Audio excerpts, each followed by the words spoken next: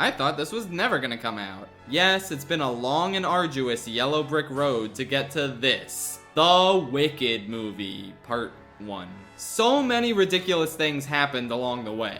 Years of delays, the announcement that this was going to be 2 parts that left most of us befuddled, the scandalous affair between Ariana Grande and the guy who played SpongeBob on Broadway after they met on the set of this movie, Cynthia Erivo having a meltdown because a fan made an edit of the poster so it looks like the Broadway poster, the back of Wicked dolls having the URL of a porn site. What a journey. And through it all, I have to say, I was not really looking that forward to the movie. Wicked isn't my favorite musical. Hell, it's not even my favorite Stephen Schwartz musical. I like it, I've always thought it was pretty good, but it has a lot of storytelling shortcomings, mainly in its attempts to awkwardly shoehorn in elements of The Wizard of Oz in ways that don't really make a lot of sense. The big moments and songs everyone loves hit just as hard for me as they do for other people, but I don't know if the glue holding it together is as strong. The thing is though, it recently occurred to me that most of my problems with Wicked are strictly just in the second act. I always found the first act pretty solid, and the second is where all the clunkiness comes in. And hey, here's a movie that's just the first act of Wicked. Surely that means I should be excited to see it, right? Yeah, no. Like I said earlier, I was mostly just baffled that a 2.5-hour musical was being stretched so that the first act was 2.5 hours. That sounded like a pacing disaster with a lot of unnecessary bullshit added. So I kinda just assumed I wasn't gonna have a good time with this movie. And guys, let me tell you what.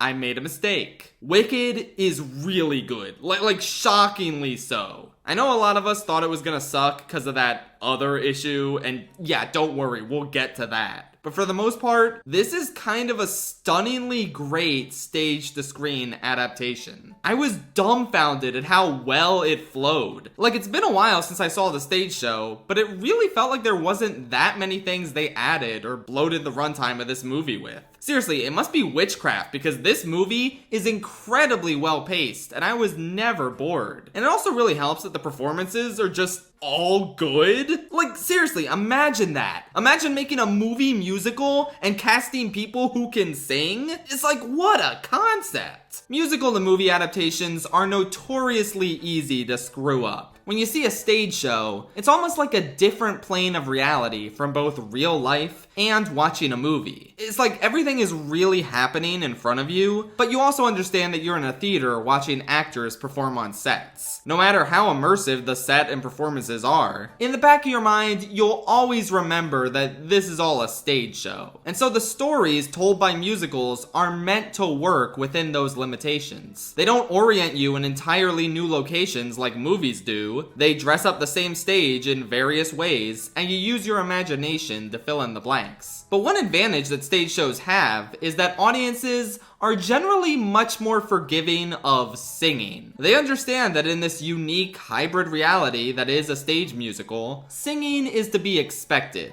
This is like half play, half concert. We're here to hear natural, gorgeous singing that augments a story. But if you take that musical and suddenly make it a movie, it doesn't always work out as naturally as you'd hope. In a movie where you can actually film on real locations with more realistic looking sets, some directors, who I like to call cowards, will assume that the audience needs the singing to sound and feel realistic. Less pretty, more gritty, in order to fit the tone of the story. And that's how we get the Les Mis movie. I actually really like this movie just because of nostalgia, but yeah, it's a great example of how not to do one of these. More recently, we had the other abomination that was the Cats film, where not only was the singing kind of bad, but the musical very clearly did not fit the medium. Cats is a show with no real story that's meant to be played to the audience the entire time. The cats are singing and introducing themselves to you, which it turns out is awkward and uncomfortable in a live-action movie with horrible CGI. So why am I bringing up Tom Hooper's abominations right now? Well, I wanted to use them as examples to say that Wicked doesn't suffer from their mistakes. Apparently, the singing was all done live in this movie, much like it was in the Les Mis film, and that seemed like a bad omen. But stunningly, the song sounded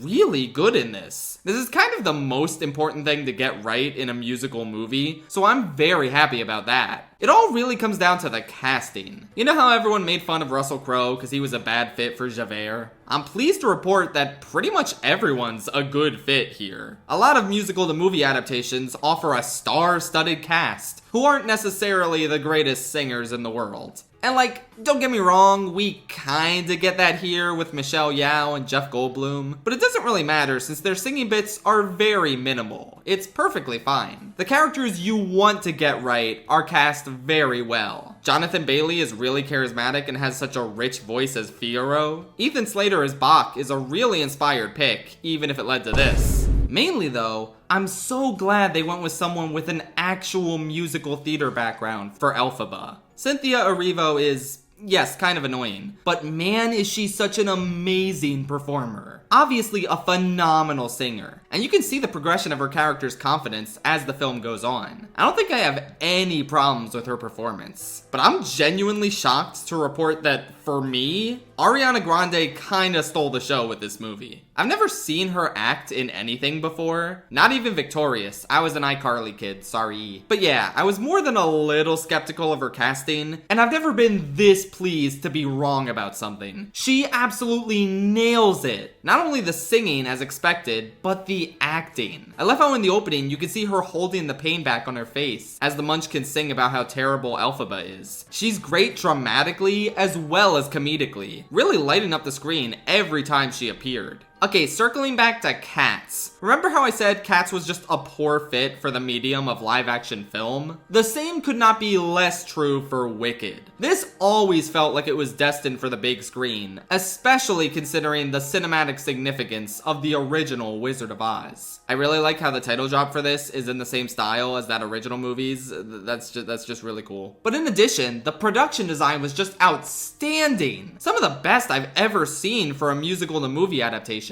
The school looks great, there's an amazing rotating library set piece during Dancing Through Life, and especially the look of the Emerald City just really wowed me. If this isn't at least nominated for the production design Oscar, I'm gonna be shocked. Visually, the film does a great job at matching the scale of the original story in a way that's pretty difficult to achieve on stage, even on a Broadway stage. And yeah, the CG isn't the best I've ever seen, but honestly, it looks a lot better than most blockbusters that come out today.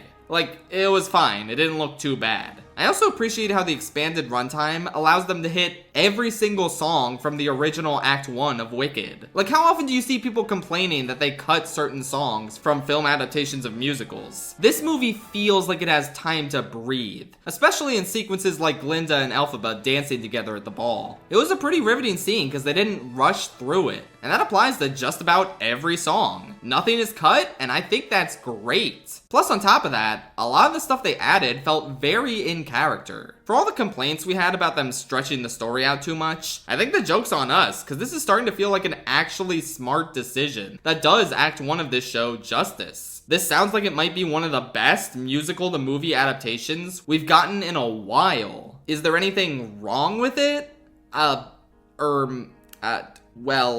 You see, yes, and unfortunately, it's a bit of a big issue. So, the more footage we started to see of this movie pre-release, the more we all started to notice a glaring issue with the film. Get it? It doesn't look that great. I know I just said the sets look amazing, and they do, but that's in spite of the color and lighting in this film being kind of atrocious. I don't think I'm exaggerating when I say that. There are so many shots where the outside light is just blinding for no real reason, particularly in Dancing Through Life, which would have otherwise been one of the highlights of the film. But as much as I wanted to enjoy the cool choreography, it kinda hurt my eyes a little bit to look at. I mean, why is the lighting like this? This is the worst case example. Most of the movie just looks a little drab. But that should not be the case for Wicked. It's based on The Wizard of Oz, one of the most famously colorful movies of all time. And I'm sorry, I would love to just ignore it and say that it wasn't a huge issue for me, but film is a visual medium. Movies are literally moving images. I would like the images to look good. It doesn't kill the movie or anything, but I feel like this is the sort of thing where the fans could probably just color grade it a lot better than how it is officially. Unfortunately, one problem they can't really fix is that I don't know about the direction in some of these sequences. It feels like every day when he goes to work, John M. Chu spins a wheel that determines whether or not he'll be a good musical director for the day. The more I look back on In the Heights, the more I realize that it was kind of inconsistent visually, with some musical numbers just looking a lot better than others, both in terms of their blocking and their visuals. And the same is absolutely true here. A lot of the numbers, like Dancing Through Life, What Is This Feeling, or Popular, which, by the way, that's the only time in the movie where they have creative, dynamic lighting. It's like everything turns pink when Glinda's singing by herself, and like, where was that creativity with the lighting the rest of the movie? Whatever, these are staged pretty well. But then like, The Wizard and I. This is one of my favorite songs, and Cynthia is singing her heart out, but god, the blocking is so boring. She just feels totally lost in terms of where to go and what to do at any given time. Even the first part of Defying Gravity, it's like nothing creative is really going on. They're just walking up some stairs with really poor lighting. The incredible music does not match the visuals, and it creates this disconnect in my mind. From a directorial standpoint, this ain't anywhere near Spielberg's West Side Story remake, or hell, even Lin-Manuel Miranda's Tick Tick Boom. I'm just not convinced yet that this John M. Chu guy has the sauce. I mean, he's absolutely not an awful director by any means, but I just feel like every other good element of this movie, the solid script, the incredible performances, the stunning sets, etc., were all kind of at war with his direction. With all that said, ultimately, all of those good elements were enough to leave me consistently enjoying myself throughout. Watching this movie really confirmed to me that, yeah, Act 1 of Wicked is almost flawless. It's just a good story, and all of my problems with the show's narrative don't kick in until Act 2. And a well-performed version of Act 1, with a lot of the visual scale and grandeur you would want from this story, yeah, it's really damn good. And considering how there's a bit of a time skip between acts anyway, I think ending the film here is perfectly acceptable. Especially because we end on the most earth-shattering performance of that last bit of Defying Gravity. Oh man, I could feel my soul levitate during that sequence. One of the most iconic bits in all of musical theater, and they really did it justice here, thankfully. So, I can't believe I'm saying this, but I highly recommend Wicked. If you can just get past the abysmal lighting, there's a really great musical film to be found here. I'll admit, I don't have a ton of faith that the second film will be that good, because again, I just don't like the story in Act 2, I think it's kind of a mess. But that's a bridge we'll cross in a year. For now, I'm gonna give Wicked Part 1 an 8 out of 10. Good night, Shiz University.